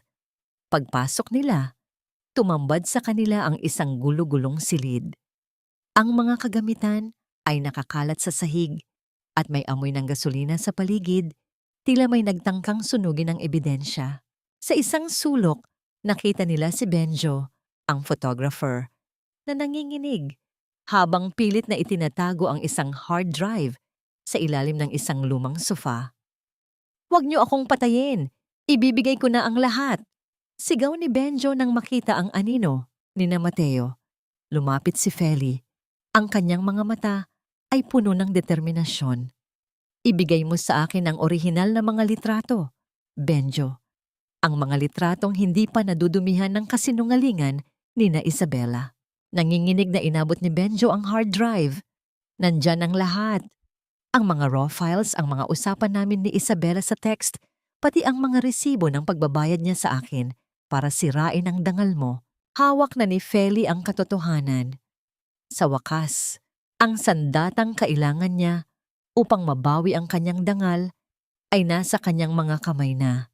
Ngunit sa gitna ng kanilang pagtatagumpay, naramdaman ni Feli ang isang matinding kirot sa kanyang puson. Isang kirot na mas matindi kaysa sa anumang naramdaman niya noon. Napahawak siya sa mesa.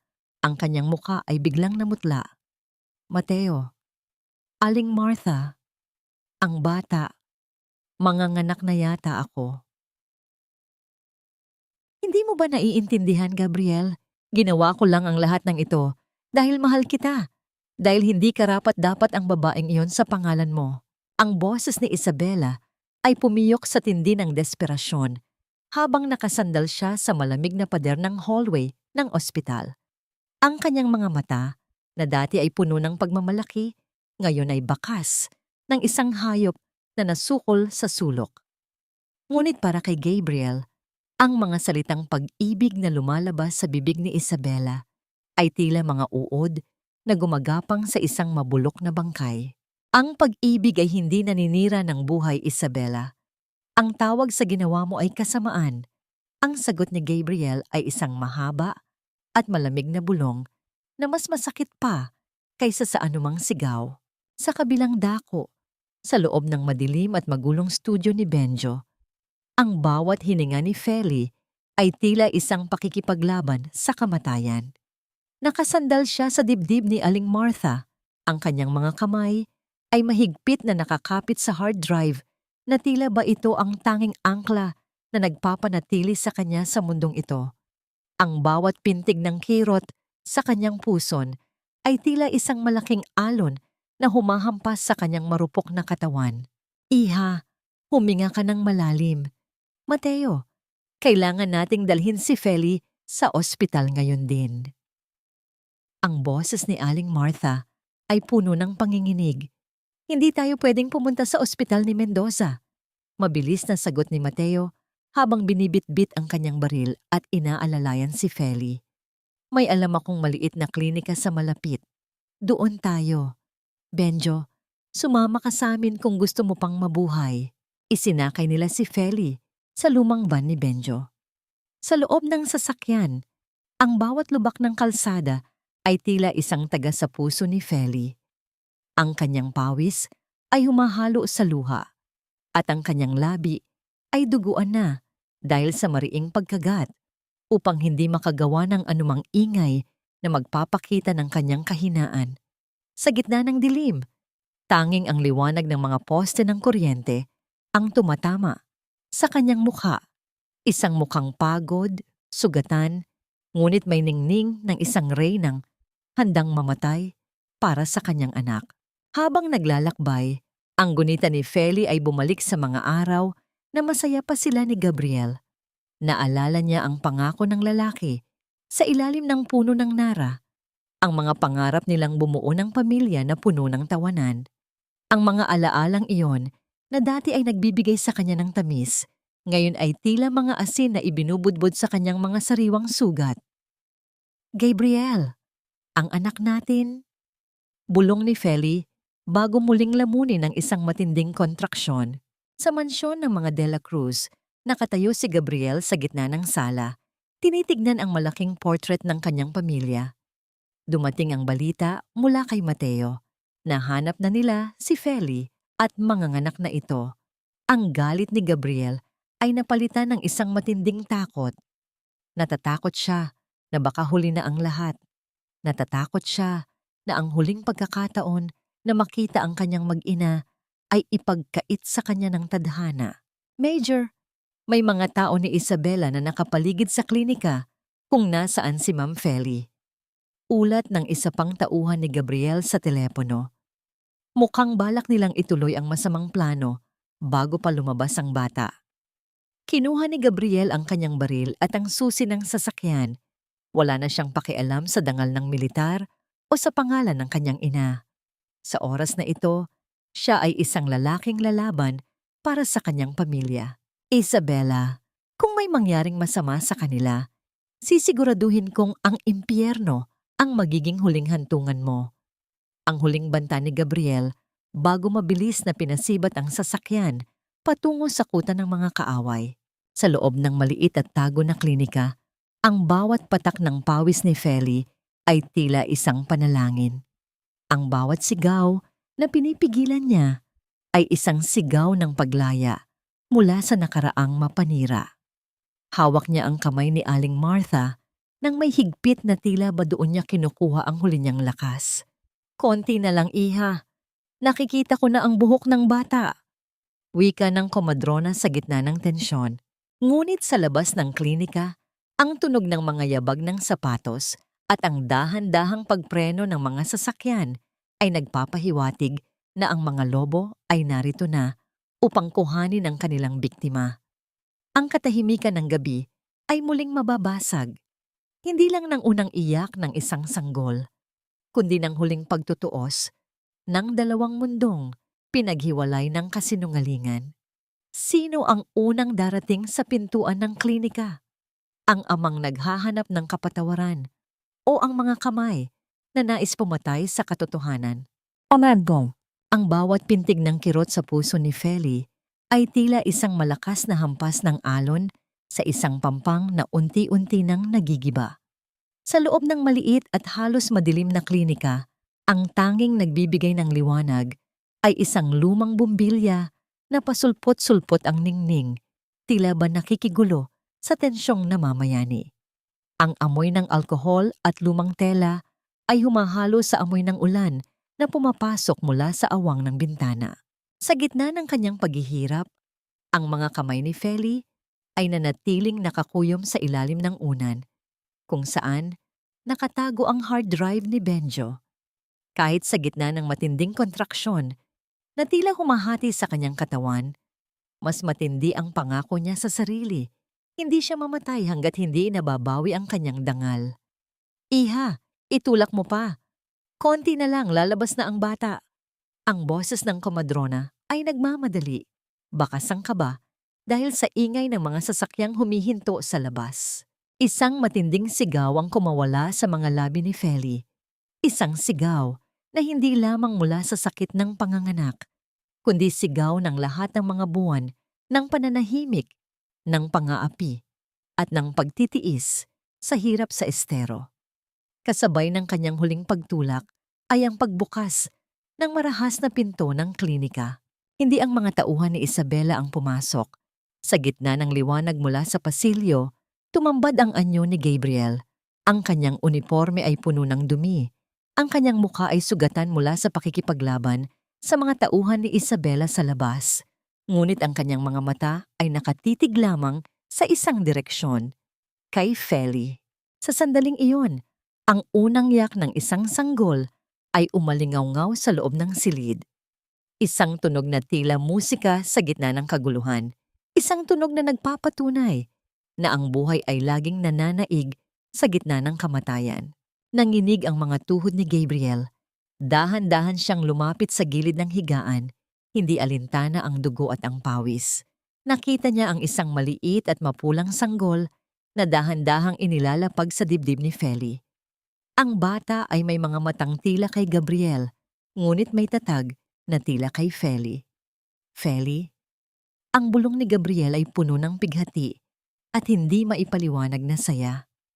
Patawarin mo ako, ang anak natin. Buhay ang anak natin. Sinubukan ni Gabriel na hawakan ang kamay ni Feli, ngunit dahan-dahang iniwas ng babae ang kanyang kamay. Sa kabila ng matinding panghihina, ang mga mata ni Feli ay nanatiling matigas at walang bahid ng pagpapatawad.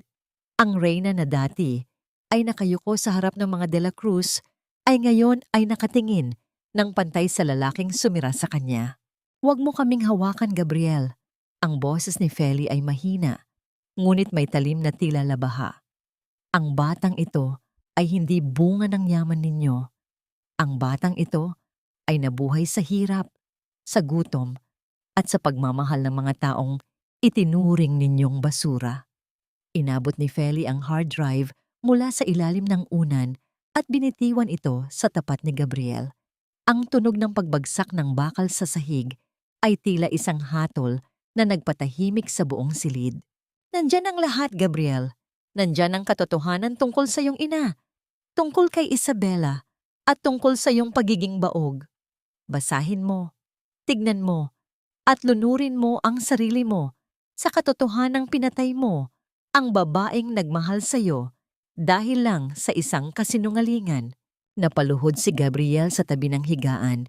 Kinuha niya ang hard drive, ngunit ang kanyang pansin ay nanatili sa kanyang mag-ina. Sa labas, narinig ang pagdating ng mga pulis na dala ni Mateo, hudyat na ang kuta ni Isabela ay tuluyan ng gumuho. Ngunit para kay Gabriel, ang mas malaking pagkatalo ay ang makitang ang babaeng mahal niya ay hindi na niya maabot. Kahit pa nasa harap lang niya ito, dahan-dahan, pilit na umupo si Feli habang yakap ang kanyang anak. Ang kanyang mukha, bagamat pagod, ay nagniningning sa isang uri ng dangal na hindi kayang bilhin ng ginto. Siya ay nagbabalik, hindi bilang biktima, kundi bilang isang ina na handang maghari sa sarili niyang buhay. Tapos na ang laro ninyo, Gabriel. Ang utang na loob ko sa inyo ay nabayaran ko na ng sarili kong dugo. Ngayon, ang buhay na ito ay amin na lamang dalawa. Ang huling pangungusap ni Feli bago niya ipikit ang kanyang mga mata, yakap-yakap ang kanyang pinakamahalagang kayamanan sa gitna ng katahimikan ng klinika. Ang bawat piraso ng ginto sa kaban ng mga De La Cruz ay hindi kayang bayaran ang bawat patak ng luha na inubos ni Feli sa putikan ng estero. Ang tinig ni Gabriel ay tila galing sa ilalim ng lupa, paos at puno ng kinikimkim na puot, habang nakatayo siya sa gitna ng marangyang silid ng ospital kung saan nagpapahinga ang kanyang ina. Sa kanyang kamay, mahigpit niyang hawak ang laptop na naglalaman ng lahat ng dumi ni Isabela at Doña Esmeralda. Ang liwanag ng screen ay tumatama sa kanyang mukha. Nagpapakita ng mga linyang dulot ng matinding pagsisisi at galit. Sa harap niya, si Isabela ay pilit na nag-aayos ng kanyang sarili. Tila ba ang isang makapal na makeup ay kayang itago ang nabubulok niyang budhi. Ngunit nang makita niya ang mga dokumentong nakabukas sa harap ni Gabriel, ang mga orihinal na litrato ni Feli, ang mga resibo ng bayad kay Benjo, at ang lihim na kasunduan sa pagitan ni Dr. Mendoza at ng kanyang ina, ang baso ng tubig na hawak niya ay dahan-dahang nadulas mula sa kanyang mga daliri. Ang tunog ng pagbasag ng kristal sa sahig ay tila hudyat ng pagtatapos ng kanyang paghahari. Gabriel, darling, pakinggan mo ako. Gagawa-gawa lang iyan ni Feli. Alam mong desperada siya. Ang boses ni Isabela ay nanginginig. Ang kanyang mga mata ay pabalik-balik sa pinto. Naghahanap ng paraan upang makatakas. Desperada? Ang mapait na tawa ni Gabriel ay umalingaw-ngaw sa silid. Ang tanging desperada rito ay ikaw, Isabela. Desperada kang makuha ang yaman namin, kaya handa kang pumatay ng bata. Desperada kang manira ng dangal para lang maging Mrs. De La Cruz. At ang pinakamasakit, desperada ang aking sariling ina na itakwil ang sarili niyang apo dahil lang sa mapanirang dangal ng pamilyang ito. Dahan-dahang imulat ni Doña Esmeralda ang kanyang mga mata mula sa pagkakakonfine. Ang kanyang mukha ay tabingi, isang epekto ng stroke at ng lason na dahan-dahang kumalat sa kanyang katawan. Sinubukan niyang magsalita, ngunit tanging malabong ungol lamang ang lumabas sa kanyang mga labi. Ma, tignan mo ang ginawa mo, wika ni Gabriel habang lumalapit sa kama ng ina. Ang babaeng pinagkatiwalaan ninyo upang palitan si Feli ang siya ring dahan-dahang lumalason sa inyo. Muntik na kayong mamatay sa kamay ng sarili ninyong kakampi. Nanlaki ang mga mata ni Doña Esmeralda sa takot habang nakatingin kay Isabela. Ang katotohanan ay tila isang malaking pader na gumuho sa ibabaw niya. Ang anak na pilit niyang prinotehan mula kay Feli ay ngayon ay nakatingin sa kanya ng may pandidiri. Kasunod nito ay ang marahas na pagbukas ng pinto. Pumasok si Sergeant Mateo kasama ang 2 pulis. Major, handa na po ang lahat. Ang bawat ebidensya mula sa hard drive ay sapat na para sa kasong lason at falsification of documents. Hindi niyo ako pwedeng ipakulong. Sigaw ni Isabela habang sinusubukang saktan ang mga pulis. Ang kanyang magandang mukha ay naging kasing pangit ng kanyang ugali. Ang kanyang buhok ay gulo-gulo. Tila isang baliw na nawalan ng bait. Gabriel, iligtas mo ako. Mahal kita. Hindi man lang kumurap si Gabriel habang pinapanood na pusasan si Isabela. Ang pag-ibig mo ay isang lason, Isabela. At ngayon, oras na para inumin mo ang sarili mong lason. Nang mailabas si Isabela mula sa silid, ang katahimikan ay muling bumalik.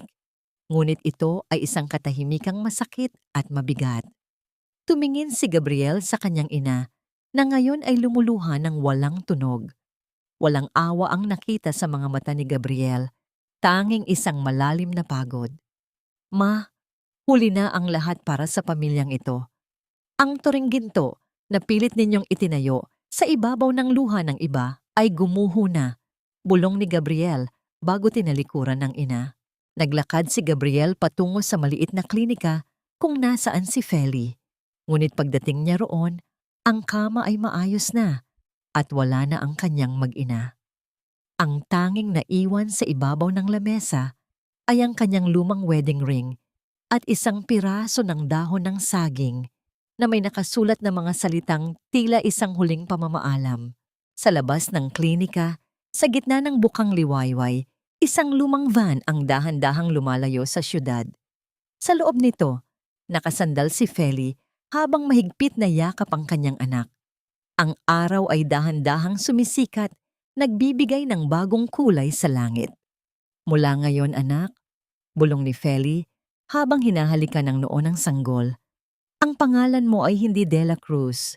Ikaw ay si Laya, dahil malaya na tayo sa kanilang lahat. Ngunit sa gitna ng kalsada, isang sasakyan ang biglang humarang sa van at isang pamilyar na anino ang bumaba mula rito. Hindi ito si Gabriel. Ang anyo ng lalaki ay tila isang babala na ang laban ay hindi pa tapos. Ang pinakamabigat na parusa ay hindi ang rehas na bakal, kundi ang makitang masaya ang taong sinira mo habang ikaw ay nalulunod sa sarili mong pagsisisi. Ang van na kinasasakyan ni Feli ay huminto ng marahas sa gitna ng kalsada, nagdulot ng makapal na alikabok sa paligid. Mahigpit na niyakap ni Feli ang sanggol sa kanyang dibdib. Ang kanyang puso ay tila isang tambol na nagbababala ng panganib. Ngunit nang bumukas ang pinto ng humarang na sasakyan, hindi si Gabriel ang lumabas. Iyon ay si Attorney Santos, ang matandang abogado ng pamilya De La Cruz na matagal nang nawala sa eksena dahil sa hindi pagkakasundo kay Doña Esmeralda. Ang kanyang mukha ay seryoso. Hawak ang isang makapal na attaché case na tila ba naglalaman ng mga huling pahina ng isang madilim na kasaysayan. Huwag kang matakot, Feli. Narito ako, hindi para ibalik ka sa mansyon, kundi para ibigay ang nararapat sa iyo. Ang boses ng abogado ay mahinahon. Bago mamatay ang ama mo, may iniwan siyang kasulatan. Ang lupang kinatatayuan ng factory ng mga De La Cruz ay hindi kailanman naibenta sa kanila. Ipinahiram lamang ito ng ama mo bilang bahagi ng inyong pagkakaibigan. Ang utang na loob na sinasabi ni Doña Esmeralda, isang malaking kasinungalingan. Sila ang may malaking utang sa pamilya mo, Feli. Napatulala si Feli. Ang mga luhang kanina pa niya pinipigilan ay dahan-dahang pumatak, hindi dahil sa sakit, kundi dahil sa bigat ng katotohanang binitbit niya sa loob ng maraming taon. Ang kanyang ama ay hindi namatay na may utang, namatay itong may iniwan para sa kanya. Ang ginto ng mga De La Cruz ay nakatayo sa ibabaw ng pawis ng kanyang ama. Habang tinatanggap ni Feli ang bagong simula, ang karma ay dahan-dahan nang naniningil sa mansyon. Sa loob ng isang malamig at madilim na selda sa presinto, ang ingay ng mga rehas na bakal na nagsasara ay tila musika ng paghuhukom para kay Isabela. Wala na ang kanyang mga mamahaling alahas, wala na ang kanyang magandang gown. Ang kanyang mga kuko ay sira-sira na dahil sa pagkamot sa semento ng pader. Hindi niyo ako pwedeng iwan dito. Ako ang magiging asawa ni Gabriel. Ako ang reyna. Ang hiyaw ni Isabela ay tila isang baliw na ungol na tanging ang mga pader lamang ang nakikinig. Sa bawat gabi, ang multo ng kanyang mga kasalanan, ang pagtatangkang pumatay sa isang sanggol at ang paglason sa matanda ay nagsisilbing kanyang tanging kasama. Sa mansyon naman, ang katahimikan ay mas nakakabingi kaysa sa anumang sigaw. Nakaupo si Doña Esmeralda sa kanyang wheelchair, nakaharap sa malaking bintana. Ang kanyang katawan ay tila isang bilangguan. Hindi siya makagalaw, hindi siya makapagsalita. Ang tanging nagagawa niya ay ang manood sa paglubog ng araw. Pumasok si Gabriel sa silid. Bitbit ang mga gamit niya sa isang maleta. Tumingin siya sa kanyang ina. Walang galit, walang poot. Tanging isang malalim na kawalan ng emosyon. Alis na ako, ma. Ibinenta ko na ang mansyon at ang lahat ng ari-arian upang bayaran ang lahat ng kinuha ninyo sa pamilya ni Feli. Ang boses ni Gabriel ay patag. Magtitira ako ng sapat para sa inyong pag-aalaga, pero hindi na ako ang mag-aalaga sa inyo. Sa bawat oras na titingin kayo sa kisaming ito, sana maalala ninyo ang bawat gabing pinatulog ninyo si Feli sa luha. Ang anak ko, ang apo ninyo. Hinding-hindi nyo makikita ang kanyang mukha.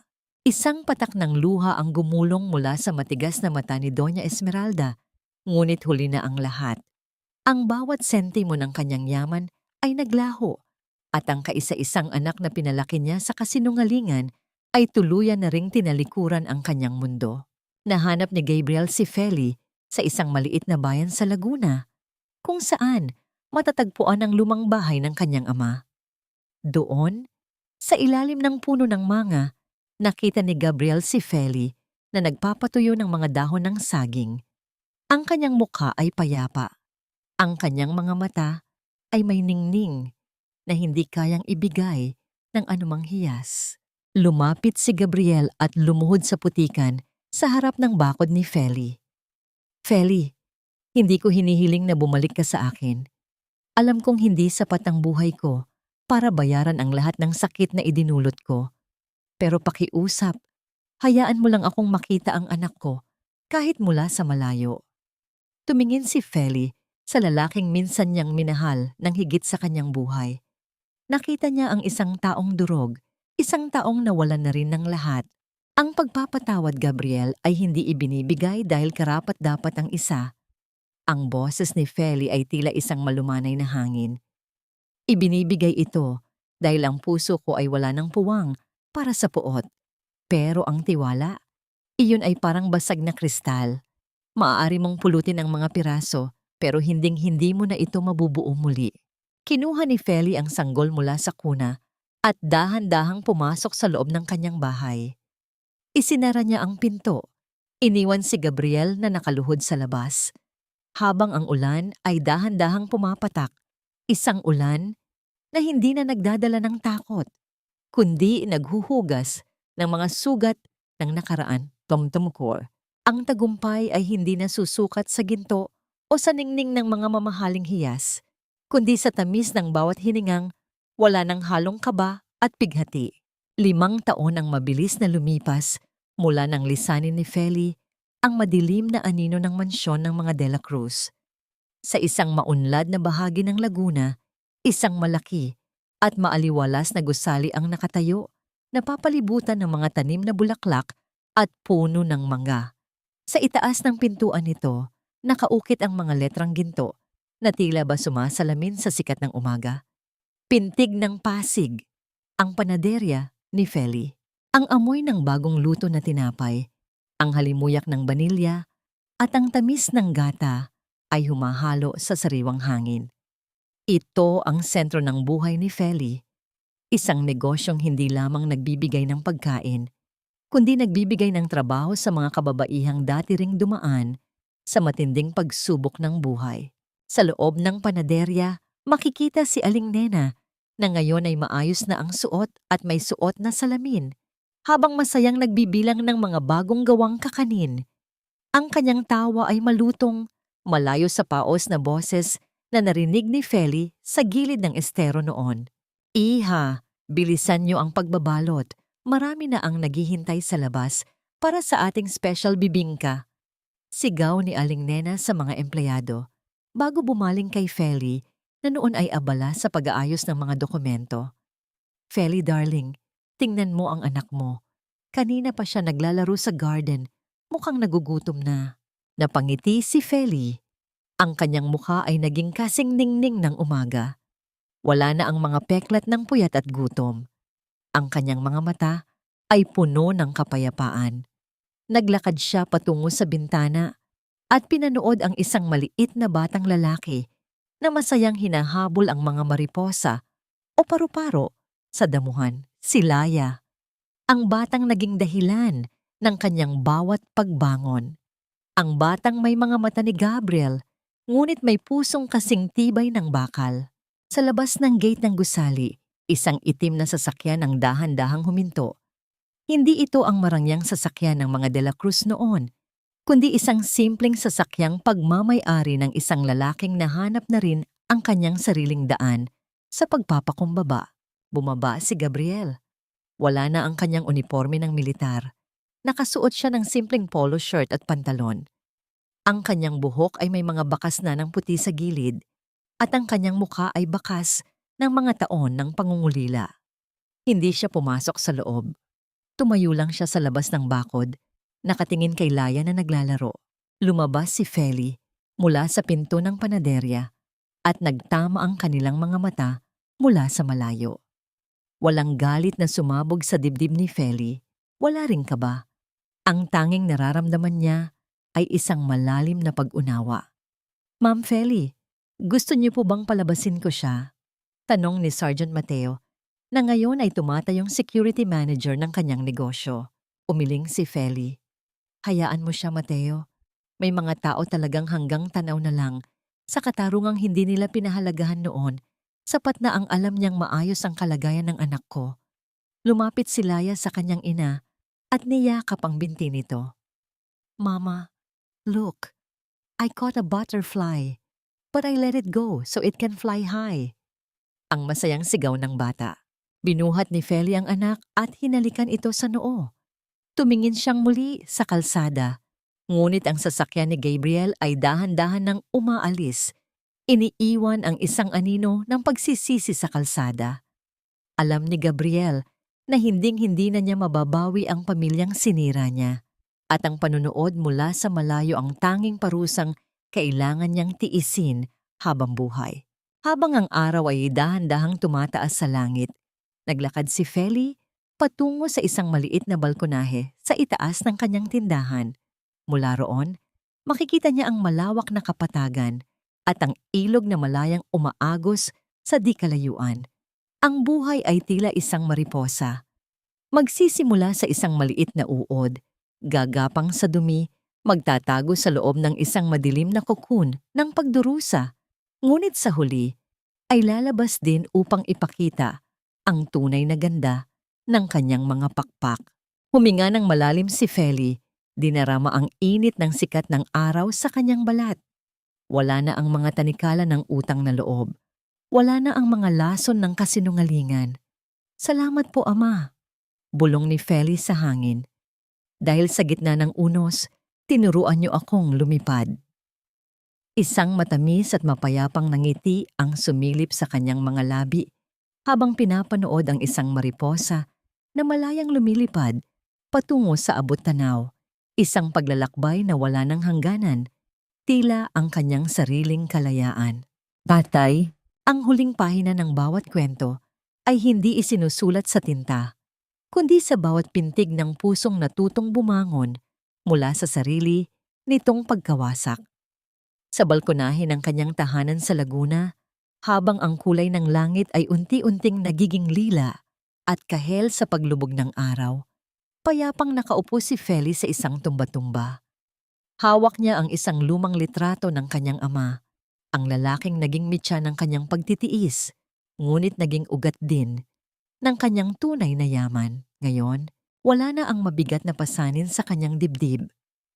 Wala na ang hapdi ng sampal ni Gabriel o ang talim ng mga mapanguyam na salita ni Doña Esmeralda.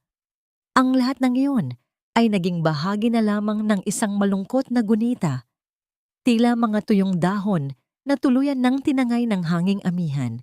Nakalapag sa tabi ng kanyang tsa ang isang sobre mula sa abogado ni Gabriel. Sa loob nito ay ang sertipiko ng isang trust fund na ipinangalan sa kanyang anak na si Laya, isang pondong nagmula sa huling ari-arian na ibinenta ni Gabriel upang bayaran ang lahat ng kinuha nila sa pamilya ni Feli. Hindi ito hiningi ni Feli at alam niyang hindi niya ito kailangan para mabuhay ng marangal, ngunit tinanggap niya ito bilang pagkilala sa karapatan ng kanyang anak. Hindi ito pambayad sala dahil ang mga sugat ng nakaraan ay walang katumbas na halaga, kundi isang pag-amin na ang katarungan ay dahan-dahan nang dumarating sa kanyang pintuan. Narinig ni Feli ang masayang tawanan mula sa loob ng bahay. Si Laya ay abala sa pagpapaturo kay Aling Nena kung paano gumuhit ng mga bituin sa papel. Ang boses ng bata ay puno ng sigla at pag-asa, malayo sa pait ng estero kung saan ito nabuo sa gitna ng hirap. Sa sandaling iyon, nasagot ang unang katanungan ng kanyang puso. Napatawad na ba niya? Ang sagot ay isang tahimik na pagtango. Napatawad na ni Feli si Gabriel, hindi dahil karapat-dapat ang lalaki sa isa pang pagkakataon, kundi dahil ang kanyang puso ay wala ng puwang para sa puot. Ang pagpapatawad ay ang huling hakbang upang tuluyan siyang makalaya mula sa tanikala ng nakaraan. Pinatawad niya si Gabriel upang ang kanyang pagtulog ay maging mahimbing at ang kanyang mga panaginip ay hindi na muling mabahiran ng amoy ng putik at ulan. Nahanap na rin ni Feli ang tunay na kapayapaan, isang kapayapaang hindi nakasandal sa yaman ng mga De La Cruz, kundi sa sarili niyang mga kamay. Sa bawat kalyo ng kanyang palad, mula sa paggawa ng kakanin, nakikita niya ang kanyang dangal. Alam niyang ang bawat butil ng kanin na nagpapakain sa kanyang pamilya ay galing sa malinis na paraan, habang ang mga taong sumira sa kanya ay naiwan sa kani-kanilang mga bilangguan, si Isabela sa likod ng mga rehas ng selda at si Doña Esmeralda sa loob ng isang lumpong katawan. Si Feli naman ay malayang lumilipad sa kalangitang siya mismo ang pumili. Ang kwentong ito ay isang paalala sa bawat babaeng nakikinig na ang tunay na utang na loob ay hindi dapat maging dahilan ng ating pagkaalipin. Ang tunay na yaman ay hindi matatagpuan sa vault ng bangko, kundi sa lakas ng loob na tumayo muli matapos itapon ng mundo. Ipinakita ni Feli na ang isang babae ay hindi nangangailangan ng isang prinsipe upang iligtas siya dahil siya mismo ang bayani ng sarili niyang buhay. Ang luha ng Pasig ay hindi na mga luha ng dusa, kundi mga luha ng pasasalamat sa isang bagong umaga na wala ng halong takot. Dahan-dahang tumayo si Feli, kinuha ang kanyang tsaa at pumasok sa loob ng bahay. Isinara niya ang pinto sa likuran niya ng may ngiti, isang huling tuldok sa isang kabanata ng buhay na puno ng pait, at isang panimula sa isang kwentong puno ng walang hanggang liwanag at kalayaan. Ang bawat mariposa ay nakalipad na, at sa wakas, ang lahat ay nasa tama na ring lugar. Dito nagtatapos ang paglalakbay ni Feli, isang paglalakbay na nagsimula sa luha sa gitna ng unos at nagtapos sa isang matamis na tagumpay ng dangal at kalooban. Maraming salamat sa inyong buong pusong pakikinig at pagsama sa akin hanggang sa huling sandali ng kwentong ito. Habang isinusulat ko ang bawat kabanata ng buhay ni Feli, naging kasing bigat din ng aking dibdib ang bawat hapdi na kanyang naranasan. May mga gabi na tila naririnig ko ang patak ng ulan sa Quiapo at ang bawat hikbi niya sa estero, lalo na noong sandaling itaboy siya sa kalsada habang yakap ang kanyang munting pangarap. Iyon ang pinakamahirap na bahagi para sa akin. Ang ilarawan ng isang pusong durog na durog, ngunit pinipiling tumibok pa rin para sa iba. Ang kwentong ito ay hindi lamang basta bunga ng aking imahinasyon. Ito ay hango sa mga totoong mukha ng katatagan na nakikita natin sa ating paligid.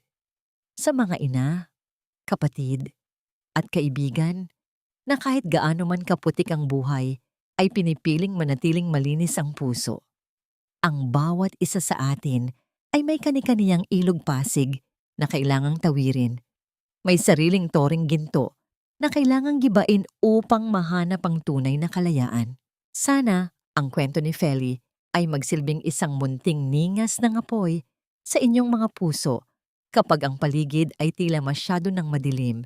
Naway maging paalala ito na ang pagpapatawad ay hindi isang tanda ng pagkatalo, kundi isang binhing itinatanim natin sa ating sarili upang tayo mismo ang umani ng kapayapaan sa gitna ng mundong mapanghusga.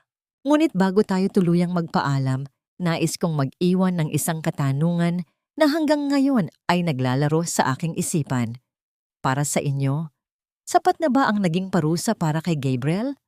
O dapat ba siyang binigyan pa ng pagkakataon ni Feli para sa kapakanan ng kanilang anak? Ikaw ba?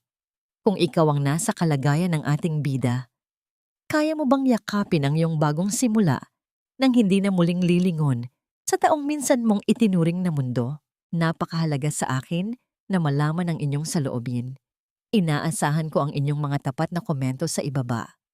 Kung ang kwentong ito ay nakahaplos sa inyong mga puso o nagbigay ng kahit kaunting inspirasyon, huwag kalimutang pindutin ang like at ibahagi ang video na ito sa inyong mga mahal sa buhay. Ang inyong suporta ang nagbibigay sa akin ng lakas upang patuloy na bumuo ng mga kwentong sumasalamin sa ating makulay na buhay. Hanggang sa muli nating pagkukwentuhan, nawa ay laging manatili ang liwanag at pag-asa sa inyong bawat hakbang. Maraming salamat at pagpalain kayong lahat.